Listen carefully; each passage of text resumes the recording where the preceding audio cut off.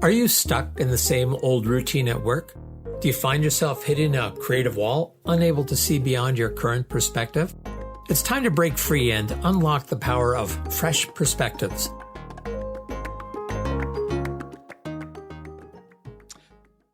This is David Gouthro back with another episode of Discover Fresh Perspectives. And this time, for the first time, I'm actually having two guests on the show today.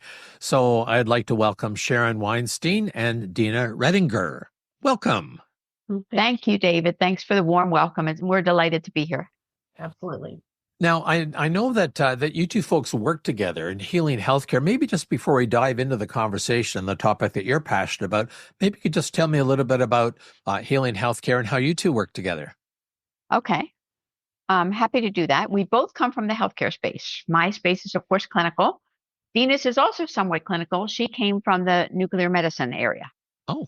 So we both worked in healthcare, didn't know one another until probably about 4.5 or so years ago, maybe 5. When we both turned up as advisors for a major pharmaceutical company through the Healthcare Business Women's Association. Dina brought to the table a concept in which I had a tremendous interest. It was something that you heard me say. I at least said this in Costa Rica. I was thinking differently my entire life. I didn't know that's what it was called.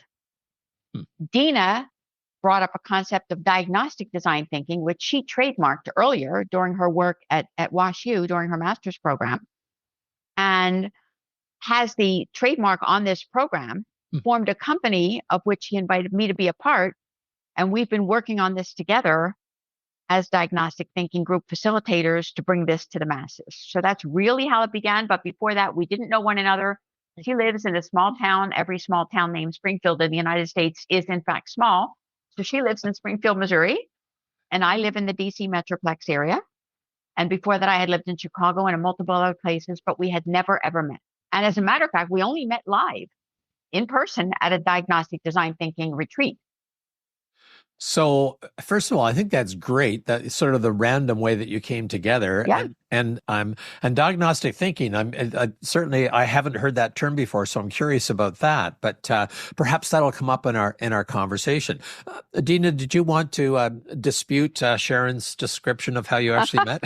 No, not at all. I just knew that when I was working with Sharon, that our minds just clicked together. All the things that we would think about, especially in making business decisions and people decisions and how to move forward through that, were very much aligned. Just because of her background, I went to a lot of mergers, acquisitions. That's what Sharon did in healthcare for a very long time internationally. So we had this mindset. We knew what we had together was very powerful. So we were just drawn to each other. And I knew that right away. So, and I know she did too. So we just collaborated, just seamlessly.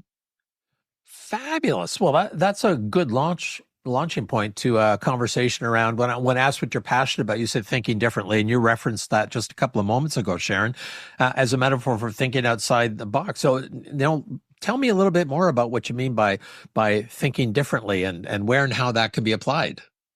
Well, first of all, I want to talk about the concept of why now. Okay. Great. Yep. This is the point. Although we're starting a new year and we're well aware of the fact that this episode might not air until early on, perhaps second quarter or so, we are at a perfect storm, the perfect storm of challenges. The aftermath of the pandemic, workforce depletion across the world, huge numbers. When I speak to people about stress and they happen to be the 911 operators, they tell me if there are no people to answer the phone, there will be no responder. There can be no system without people. And then the escalating costs that have skyrocketed, creating an urgent need for some sort of transformation. Thus, the perfect window, the perfect momentum for change, for bringing organizations all over the globe to embrace an innovative approach, evidenced by an increasing interest in design thinking and sustainable solutions. That's what happens. So 2025 becomes the turning point. Dina, I'm going to turn it over to you. Well, but before you do that, Sharon, because this is my podcast, I'm actually going to move things aside and have this one launch in January because I think the timing is actually an issue. So, I'll make sure that comes out the second week in January. Awesome. We love you. Oh my God. Yes, you very just much so. two big presidents of your fan club right here. Right. Absolutely. Okay. That would be great. So thank you for that. So that would be awesome. Picking off where Sharon was leaving off, when we talk about the storm, the eye of the storm, and this is for every human being, is really the central location of where we really make decisions. And it's all kind of orchestrated by this amygdala. The amygdala is this little pea-sized thing in your brain that obviously controls the fight or flight response. How we react to things throughout our lifetime as children, even our parents and the parents before them, we genetically carry that stuff with us. And then how we go through experiences will define how we think about things, how we make decisions based on things. Many times, what I found throughout my own career when I stepped away in 2015 was asking myself if I could have done something differently in my career, what would have been it? So thinking differently, because I think so much differently as you go through life and as you go through experiences, and said, how can we make sure that we're solving the right problem at the right time? So the eye of the storm is truly being a part of a system and being part of a process or a group. They're going to let you see the things that you cannot see on your own. And you have to be willing to do that. You have to have a safe space to unlock that. As Amy Edmonds said, psychological safety is a very important piece of any organizational culture situation, whether you're looking at diversity and inclusion or just trying to overcome cost or trying to retain employees. You have to be able to solve the right problem at the right time. And guess what? You just can't do that on your own. You need people who can facilitate a deeper problem. And Sharon and I've been facilitating these for the last 6 years. And what we found is that no one is solving the right problem at the right time. The first initial question you have is never the right one, the right time. So if you could define the right problem at the right time, you could probably reduce a lot of suffering for people personally, professionally, and certainly be able to retain employees and really save the underpinning, cost to a company is huge whenever you're not solving the right problem at the right time. So as you said, like the timing is great for this. It's the perfect storm. And what you said about why it's needed makes tremendous sense. So how do you actually go about doing that? Yeah. So first and foremost, you have to have an all-in mindset, right? So you have to have people who are willing to be able to be vulnerable. There are some people that just can't do that. And you have to be able to, one of the things that we've gotten a really good art to is being able to get people to feel comfortable enough. They're not judged. They're not shamed. They're not seen as being different. If they make a decision, that's okay. If they have a certain question, that's okay. So it's really coming around people and caring for people out of love and respect for each other. So you have to create that. And sometimes that's not easy. Even for people who have a company, that's probably the hardest thing I see CEOs trying to, create, because they're really driven by other factors. They may be more financial factors. There may be an ego piece of this, piece of power, whatever that may be. Listen, we got to get rid of all that because it doesn't play right in this space. So one, we've got to create a very positive space where people feel comfortable and willing to talk about what is the problem they're trying to solve. So that's the first piece. And I guess I'm still curious how you go about doing that, because sometimes people are a little bit, occasionally all the time, skeptical, so we're trying to change things, trying to think differently. And there's this too shall come to pass. This is sort of the special of the month sort of thing. So how do you get people to be open long enough to try to think differently, that it actually starts to take place and get built into the DNA of the organization? Yeah. And a lot of that has to do with putting, small groups together that are at the same place in their either career, maybe the certain function that they have, putting leaders together with leaders is good. Putting leaders with new hires or something like that, to me, just messes with people's mind, because they're trying to, perform for that leader. So it's really about putting people in the right space, putting people together with the right group. But there's also a pledge, and that pledge is all about, what you're planning to do and what the expectations are of the group and what is your role within that group. If you are not comfortable with that, then we ask you to step out.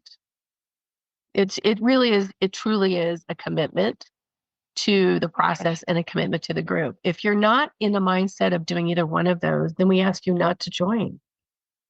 Yeah, and that can be such a tricky thing, because I don't work in healthcare, but I work in a lot of organizations, and sometimes people, if you say, who wants to show up for this? Who wants to be part of this? Sometimes people show up because they're afraid of not being there and they're actually Right. not committed to it and Right. can really slow down the process. So Right. how do you, without creating all kinds of political hassles, how do you cherry pick, if I can use that term, to get the right people there for the right reason at the right time? Mm-hmm. Mm-hmm. If I might, Yeah, go ahead. it really all starts with the Core Values Index. And the Core Values Index, or CVI, is a process that Dina then reviews and interprets with others. So I had that on one of my slides when we were in Costa Rica, giving people the QR code for the Core Values Index, which comes from Taylor Protocols. This is an index that basically characterizes people in terms of where they are in their place, what kinds of skill sets they bring to the table, how they could, in fact, play together nicely in the sand if they needed to do so in a sandbox.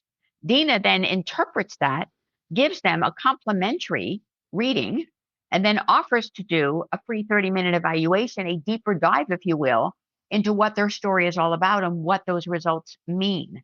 Dina, would you like to elaborate on that, or do you have a question? I would, because the Core Values Index really doesn't mean a whole lot unless you can apply it to the certain condition that they are faced with right now.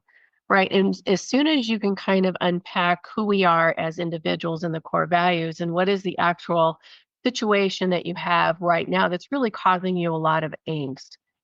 People that want to be able to be a part of change. You've got a big workforce with millennials right now, and we've got the next generation as well. People want to be a part of change.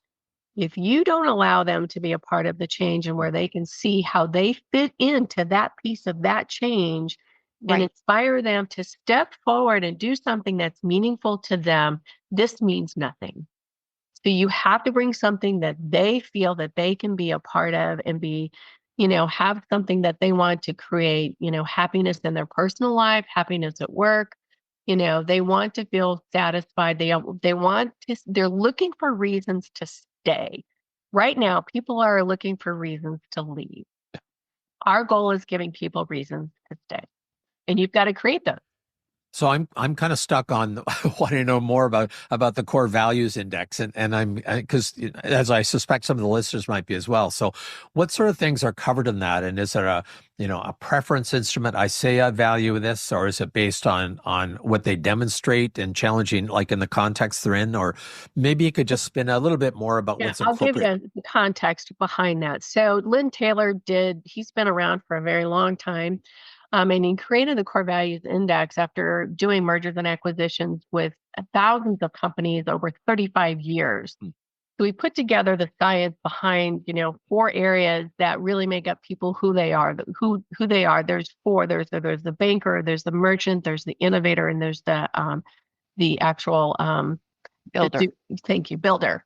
Those 4 quadrants. All of us will show up at different places in these quadrants based on how we answer this very simple 2-word test that I really thought was really kind of very interesting because Lynn found me back in 2015 and he wanted me to take this Core Values Index. And he said, well, I'm like, I've already done a whole bunch of this stuff. I'm going through my executive MBA. I've gone through all of these certain evaluations. And he said, just try it. He said, I'm going to give you one for free and I'm going to call you tomorrow. And then when I read through the report, I'm like, oh, yeah, it's me. That is me. And that's why I have conflict in some areas of my own life. But then he said, now give it to your husband. And I'm like, oh, well, that's why he does what he does, So it's very interesting. He's very much of, and I'll just give you a small story, a banker. So he's very much about data and analysis, right? But he's also a process improvement guy. I'm very much of a merchant. I'm around vision and strategy. And I love to listen to people and talk to people. And I like to pull people into, what I see could be something good. But we also shared the innovator space. But my husband would go out to the grocery store. His parents owned a grocery store for many years. He would be gone for hours. Now, we were just married. Hours. I'm thinking the guy is seeing somebody else. You've got to be seeing somebody else because you don't go to the grocery store for 4 items and not come back for that long. Yeah. It's because he was looking at every price on every can. He was evaluating whether or not this was a good buy. So once I really understood some of the things that really make him who he is, it allowed me to probably be a much better wife and spouse just because I could understand what are the things that he needs to feel valued. If I make a decision and I don't bring the cost and the data to the table, he's left out. And no one wants to be left out.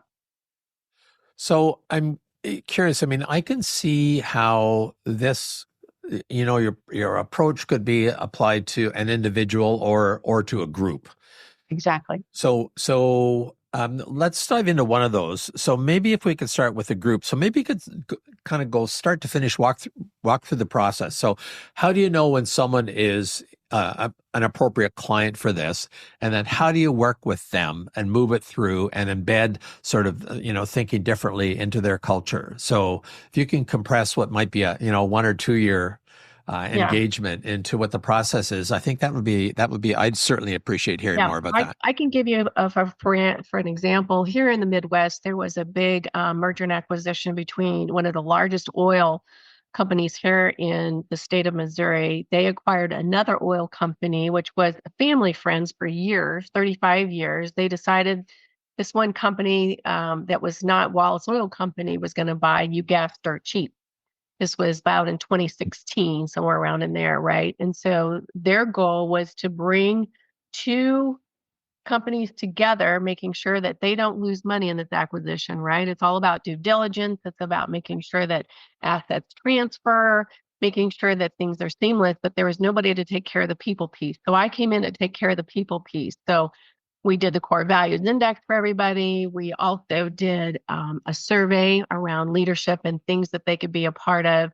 The change in a new company, what would that look like? So I did a really deep dive with about 30, I did 64 interviews in about a month's time and put the things together to say, here's the company, here's the needs of the people if you're going to acquire them.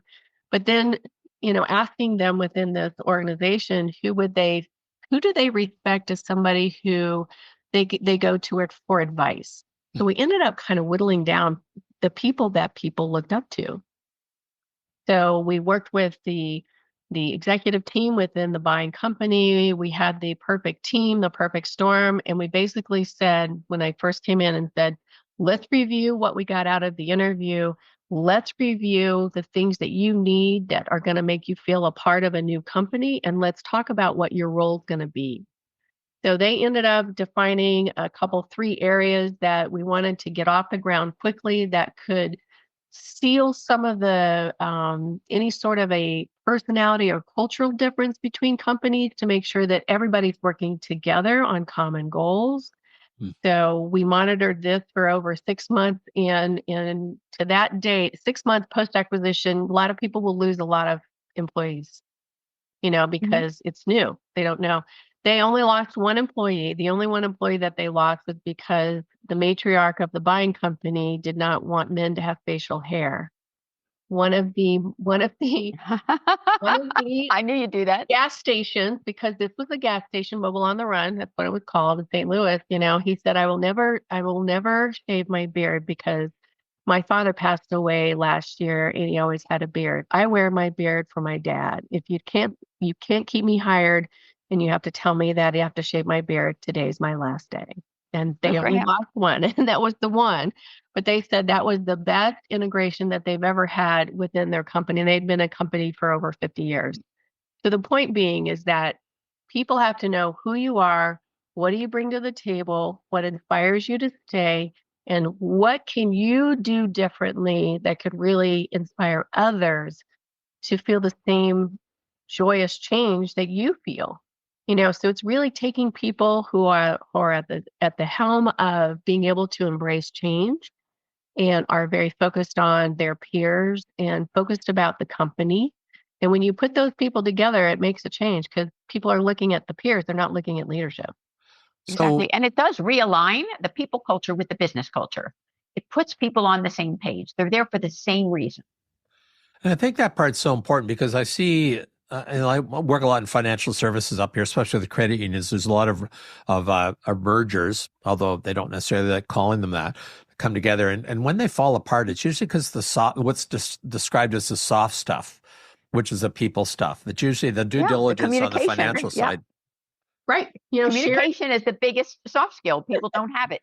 It's lacking. No, tell them about, we have such an amazing story. And this is the same company where Sharon and I were coaching. Tell them about the cost of non-collaboration, Sharon. Yeah, that's another thing. So you're talking finance, David. When we were working with this huge pharma company, one of the things that we uncovered was the cost of non-collaboration. It was how many million a day, Dina? It was almost $2.5 million. $5 million a day. From non-collaboration. Yeah, you wonder why pharmaceuticals are so expensive. You wonder why the cost of healthcare is so high. $2.5 million per day in loss. Right. And when this was unveiled and brought to the organization, to the forces that be, instead of embracing it and thinking this is an opportunity for change, this is an opportunity to push reset, to move us forward, instead, the people bailed out. They didn't want to be a part of it. They decided to ignore it and hope that it would go away. It doesn't go away. They said, until we have a fire, are we going to do anything about it? Exactly. Wow. But it's to me, that is a fire. That's a lot of money. It is a fire. Up in smoke. You think shareholders would be all over that? Oh, yeah. Well, and I think if we could have gotten to the shareholders with this, the change would have happened. Mm-hmm. Yeah. And it wasn't. It was with, the CEO of the company. But it goes back to diagnostically designing what are the questions and some of the assumptions that we need to consider when there is non-collaboration. And people don't think that way. Right. Their minds don't work that way. The other thing is, David, you were asking in the beginning what made this happen. You talked a little bit about us starting with thinking differently and then talking about healing healthcare. How did this happen? Obviously, we're both involved in healthcare or have been for years. We went through this thinking differently process, and the book that we wrote, Think Differently, 18 Strategies to Fix Broken Thinking, evolved as a result of our beginning to work together. There are real case studies in that book. And we are going to put that book in the program notes, right? You'll send me that information? Of course we are. Of course we are. Okay. So we wrote the book together. It was a huge hit. And then we started to do some of our diagnostic design thinking work with a number of healthcare organizations, both brand new nurses, new nurse leaders, student nurses, academia, faculty in a college of nursing, those sorts of things, healthcare organizations. And what we realized is that when you put the pieces of this puzzle together, the healthcare system is truly broken. And one of the reasons that it's broken is because no one is listening. And to whom are they not listening? The nurses. So the nurses have the answers, but no one is giving them an ear. No one is listening to them. And so we assembled, following a 1.5-year nurse leader listening tour on LinkedIn Live, a team of professionals, 26 of them, who would become contributing authors to a book called Healing Healthcare, Evidence-Based Strategies to Mend Our Broken System. Every one of these ideas has been vetted. Every one of them is based on real solid evidence. Every one of the authors is truly brilliant in their space. And all we ask is of readers, pick one idea, pilot it in a small area within your organization, and let's see what happens, and then run with it. The book is actually a blueprint for the future. It addresses burnout, inefficiency, dissatisfaction, everything that encompasses today's challenges. Right. We did this with BJC in Sullivan, Missouri, Lisa Lochner. I did diagnostic design thinking with their leadership and their chief nursing officer and all of them. They ended up becoming the #1 hospital system in the United States. And it's because they were thinking differently during this storm of what's happening in healthcare right now. And, struggling to retain people, struggling to give people reasons to stay. So it worked. We've seen it work over and over again. And it's a human-centered approach. Okay. When you apply human-centered innovation, it translates abstract ideas into actionable programs that resonate with diverse stakeholders. You're bringing in those stakeholders who matter. You're letting them know that their opinions matter, and you have something to run on. We think, we were just talking about this, as a matter of fact, before we got on the line with you. We think that this program is the must-have for 2025 for all new employees as a segment of onboarding. So they understand it. So they don't just come in Exactly. and so I have a couple of questions. One is totally tangential. So I'll ask the one that's less tangential first. So you've used the Okay. term of the phrase diagnostic design thinking a couple of times. So could you just describe what that means to you? If someone said, hey, you just listened to this podcast and I talked about diagnostic design thinking. What is that? Like how? Yeah, so I'm going to give you the scientific meaning, I think, about diagnostic design thinking is you're going to have to unarm this biological, physical response to how we think about things. It is a physical response when we make a decision. I don't care what anybody thinks. Everybody thinks it's all mental. It's not. It's a physical response to how we make a decision. And we have to be able to unpack things that are not obvious to any of us. It's like I said, it's our childhood, it's how we think. There may be something that triggered a certain situation that you're trying to solve right now, but there's probably some sort of key to something that might have happened, a long time ago when you were growing up.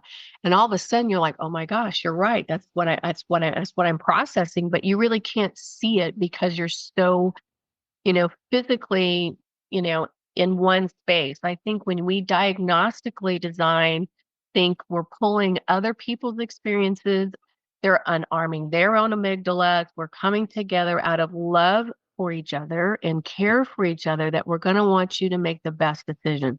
So we're going to get in here and we're going to dig and dig and dig and dig. And it's asking a certain question and digging deeper. I call it peeling the onion, but it's really getting to that real core of what is the real problem. Like I said, it's a much smaller problem. It's a much more succinct problem, and it's just right on the money. Once we get to right on the money, then all of us can be a part of the strategies for how you're going to move forward. So it's Exactly. offering diverse experiences and diverse beliefs, but also vetted strategies because most people have already tried something and it worked. I like you said, at least I interpreted to say that this is done in a context of a loving environment. And that's one of those terms that people have a tough time with, but I think it's so necessary Mm-hmm. these days. And, you talked earlier about the importance of psychological safety. And I think having Exactly. something that's perceived as a loving environment does that. So, Okay. yeah, I think that's a really important part of it. I have this tangential question, which may or may not be fair, but what the heck, we'll try it. So, when you're writing a book about thinking differently, which I now feel compelled to go out and purchase a copy of, you started out by saying that you two think, have a common mindset. So how were you able to write a book about thinking differently while thinking differently yourself, but holding the same mindset? I could probably ask that in a more complex way, but I'm not sure how. Oh, I love the question. I do love the question. I think it's an awesome question. I think for me, when I read and got to know Sharon and her reason for why she is who she is and why she's so successful, and if you hear about what happened to her as a child, the utmost respect and love for Kate just kind of poured out of me when we were writing the book. I mean, truly, if anybody can rise above, the situation that Sharon was placed in, that's a gift to anybody and any human on this earth, because I think she overcome great odds. For that, it's a tremendous amount of respect for her knowledge, her ability. She's very, I don't know. I think for us, you know, we are the type of people we give to each other the things that we need the most. I think that's what I feel. There's times when I can reach I out to agree. Karen and I know she's going to do it. It's just kind of a meld of love for each other. Truly, it's kind of the sister I've never had. In some ways. But it's just who she is. I think she's a beautiful human being, and I think she makes a difference in the world. And that's what I think, that's what I believe. And I And appreciate that. I do have three sisters, but I may as well have none. Dina is my soul sister in that space. That's somebody I can talk to. I know that we're going to cover for one another. We're going to make something happen. If there's something that needs to get done, we can make sure Yeah. that it gets done, and it gets done with expertise and with finesse that makes both of us shine. Dina was alluding to the stories that I told in the book, Think Differently, which will give you a whole new view of who I am. But even when I read some of her stories about being a single mom with two young kids, with no money in your wallet, with having to start over, with having to do things, that perhaps you never realized. These are the limiting beliefs that hold you back. These are the roadblocks that we all face in life. These are the things that really do keep us from being successful. And it's not until you have that aha moment in which you recognize the fact that there is hope beyond what is currently happening. There is a future here. You need to build it. You need to go do it. You need to do it yourself. And then when you come upon somebody, and heaven, I wish that everybody would have the opportunity to meet someone in their lives like Dina, who can connect with them on the scale that the two of us have connected, because it gives you a totally different perspective in terms of how things appear to the outside world. Mhm. How, in fact, what you've done, you start to respect it yourself, even if you've done it on road all of these years over and over and over again. You don't realize the value that you have gleaned from it and that you have shared with others Mhm. as a result of your experience until someone shines a light on you. Well, I think you said, I can't remember if it was at the beginning of this conversation or before we actually started recording, that you realize that you've been thinking differently all your life, but didn't have A name for a it. name for it. Yeah. Which then makes it a didn't little bit know. easier to be more intentional about it and, Exactly. and value it and celebrate it. Yeah, and celebrate it. Celebrate it is the key. So something else occurred to me, that this notion about thinking differently is really a continuous learning, continuous improvement. So it's not like you start to look at a problem differently and then that's the way you look at all problems, but it's about continuing to press yourself to look differently. It's kind of like there's these, you're looking through a window and there's these veils in front of it. And you realize, oh, here's a bias, or here's something that's blocking me seeing things more clearly. So you move one, and then you see clearly, but then you also start to realize, oh, there's still another veil in front. And so you're continually, removing these as you see something That's more seen as clearly. peeling back the onion. Exactly. Yeah. And it's not like you ever get to the point, because there's always some more learning, which I think There is great. always Yeah. is. There is. That's what life is about. I don't know. What about that? You're right. It's like, I don't know. What about that? It Yeah. does make you just sit back and just, spend a little time with it. I think we move too quickly to make decisions. And I think we go off of what was successful in the past and we say, we're going to take that decision and I'm going to apply it over here and I'm going to get the same result. And then we don't get the same result. We have to step back and say, okay, what happened? What happened with that? Right. Many times we don't spend the time we need to diagnostically think through. Well, and I agree. And the approach fosters interdisciplinary collaboration. It empowers teams to create solutions that resonate across an organization. And then the benefit is to the organization as a whole. I think it's great when you can create a safe enough environment for people and organizations to talk about their biases. And, the problem we have are we can see other people's biases, but I don't have any myself. And creating that environment where you can explore each other's biases, then decide how to approach things differently is fabulous. Right. So, Dina, you talked about how you'd use this in the context of an organization. Sharon, maybe you could describe how, if it was one-on-one coaching, you might use this process. Okay. We do follow up with one-on-one coaching, by the way. So we have within our program, we have an offering. And within that offering are 3 different modules, 3 different ways in which to enroll in a design thinking program. The second 2 actually come with. So it's like sweet spot pricing. The second 2 come with individualized coaching.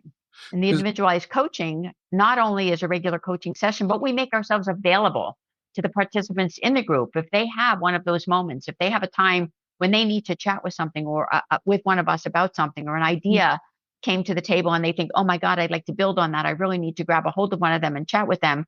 We do that as well. So we take them through that coaching process. So exploring even deeper. Maybe I'm trying to create business that you don't actually want, but I'm just thinking, if there was someone listening to this podcast and said, you know what, I may or may not have fixed ways of looking at things. I'd like to explore it further. Is there a sort of a one-to-one coaching where someone could approach you or Dina and say, I would like to work with you to help me understand this? Do you do that sort of thing, or do you mostly work in a larger organizational context? We work mainly these groups that Dina was talking about. We generally try to keep them to about 6 people because 6 is a good number with whom to work. Okay. We also do a discovery call process. So we're happy to meet with someone on a discovery call. And there is no charge for that call. It's a discovery call. It's not like a lawyer discovery call that might be costing you upwards of $1,100 per hour. It's just us. It's for less than 30 minutes, but it takes you through or gives you the opportunity to really discover, if you will, what in fact the challenge is and if in fact you're a good candidate. And that is followed by the core values index. Then we know a little bit more about you, and then we decide, is there a good fit? Is this something that works? So I think that you're looking at it from a step 3 before step 1. We go through from the beginning. In diagnosis, for example, when you go to the physician and you have to be diagnosed for something, they're doing the physical assessment. They're doing perhaps the chemical analysis, the hematological analysis, see everything else that's going on. Maybe there's an x-ray in between. Maybe there's something else. There's surely some sort of a physical exam other than just taking your temperature. There has to be something else in the process. But coming up with perhaps or ruling out what might not be there and maybe what is. This is the same type of a diagnostic process. Okay. So that's helpful. And so now what I'm thinking is that for someone that's listening, you're thinking differently, David. I hate having this thrown back in my face. Yeah. So if someone was sitting there, listening to this podcast or in their car driving safely, both hands on the wheel, and they wanted to start, even just to start thinking about thinking differently, what are 1 or 2 suggestions that you could offer to anyone that's listening that would help them start to see how they could start to think differently? So maybe 1 or 2 tips from each of you, and there will be no judgment and no prizes based on the quality of your response. Go ahead, Sharon. I'll let you start with your. I would start out with giving them resources. And the first resource is thinkdifferentlybydesign.com. It's a website. It's only a couple of pages long. It has a one sheet that describes who we are and what we do. And it basically says, if this, then perhaps this is right for you. And it gives you options in terms of buying the book, in terms of scheduling a call for a discovery, in terms of doing the core values index, or perhaps even engaging in a retreat or a design thinking group. So there are options available, and it's just thinkdifferentlybydesign.com. And I'll put those to programs as well. So don't take your hands off the wheel to write this down, folks. We'll make that information available. Okay. How about you, Dina? That would be my number 1. Number 2, we have a similar page that is on LinkedIn. Okay. It does the same thing. And we launched our newsletter this week. So every 2 weeks, we'll have another edition of the newsletter that talks about the discovery process, how to get started. What do I need to know next? We've done the first edition. The next is coming up very shortly. As a matter of fact, it's already written. I have 6 episodes written, and I cannot wait to publish them. But I do want to stick with the time frame in which we said we were going to offer this. So we have that as well. So thank you for that. I'm going to ask you a slightly different question, if I could, Dina. And now it's, how would someone know if maybe it's time for them to start to think differently? Mm-hmm. Great question. I think the first thing is knowing what is the pain with what you're living with right now, this decision, this feeling, this emotion, things that you just feel are just such an impasse, and that you are stuck. If you're feeling stuck, that's your first indicator you need to start moving.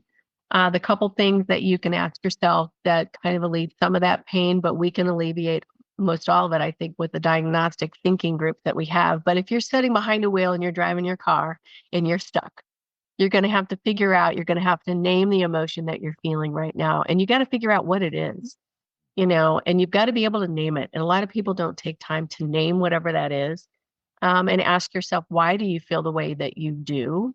And then finally, what is it you want or need? People need to understand, what is it that you need or want? And a lot of people don't understand that. You're trying to communicate that, what is it that you need or you want? Many people feel guilty for saying, this is what I need, this is what I want, right, instead of being able to do that. So, but you really have to just find out, are you feeling stuck? Is it frustrated? Is it painful emotionally for you? And is there something that you really need and want out of life and you're just not getting it? I think a lot of people are sitting right there for 2025.